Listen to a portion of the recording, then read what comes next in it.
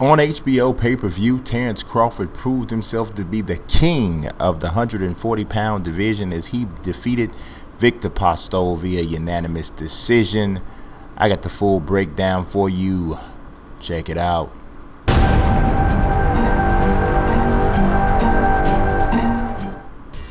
Terence Crawford came into the ring on Saturday night in a fight that I kind of felt was a pretty risky bout.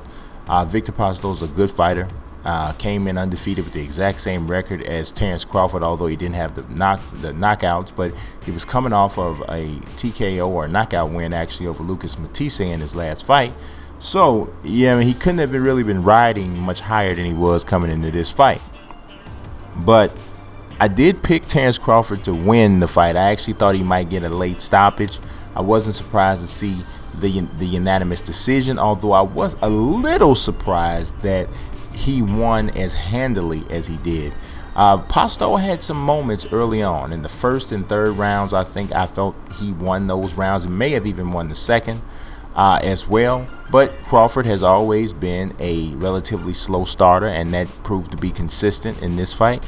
But he exploded on Postol in the fifth round, knocked him down twice. Actually, that first knockdown, I kind of thought was a little, Postol definitely did go down on one knee, but I really didn't see the shot land. It seemed to be all that hard. It looked almost if it was more of a situation where Postol was off balance more so than he was hurt.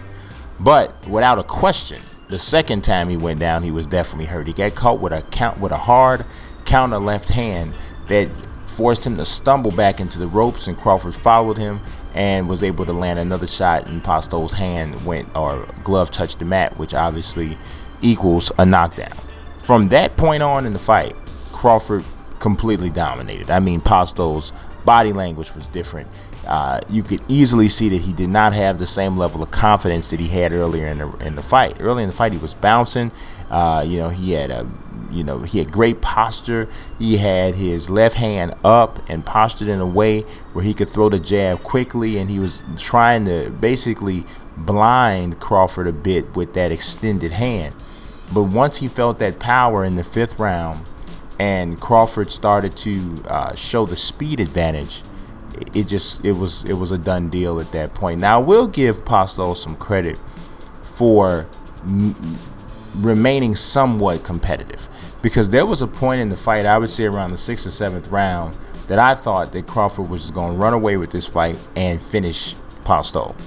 But Postol kept himself just dangerous enough to keep Crawford honest. So I give Postol credit for that, as well as Freddie Roach, because in the last 3 rounds, Roach was very honest with his fight. He said, hey, you need a knockout. You need to turn up the heat. You got to do this. You got to do that. And I felt that he did that. So I felt he did almost as best he could in this particular matchup, but it just wasn't enough. The obvious question moving forward right now for Terence Crawford is he going to be the guy that Top Rank Boxing tabs as the man to face Manny Pacquiao? Manny Pacquiao is coming back later this year. We all know that. And for the most part, most people pretty much think it's going to be either Crawford or Jesse Vargas. Obviously, Jesse Vargas would be an easier fight for Pacquiao, but I don't think it would be as commercially successful. So obviously, Top Rank wants to make money. Bob Arum wants to make money. I don't know that a fight with Jesse Vargas does the same number. As a matter of fact, I know a fight with Jesse Vargas doesn't do the same numbers that one with Terence Crawford does. Now, don't get me wrong. Terence Crawford isn't exactly a box office, cash cow right now himself. Even though he is one of the 3 to 4 best fighters in the world, he's still not that household name yet. They asked him after this fight, did he want to be the guy to take Pacquiao? And he was like, yeah, I do, but I leave that up to my managers. I just want to fight the best fighters. Unless he knows something that we don't know already, which is totally possible. He could already know what's going to happen with him next. But if he doesn't, I just, I know it's not in his nature normally, but I would love to see him step out of his comfort zone a little bit and like call somebody out, do something like that, to kind of get him the attention that he deserves. So he's a great fighter, and he's not getting looked at the way he probably should. But those things will take care of themselves if he continues to win and fight the way that he has fought. He looked great tonight against a really good fighter. Viktor Postol is just not at all a chump, and Crawford looked great. So that's all I got. I appreciate you guys watching as usual. God bless. Peace.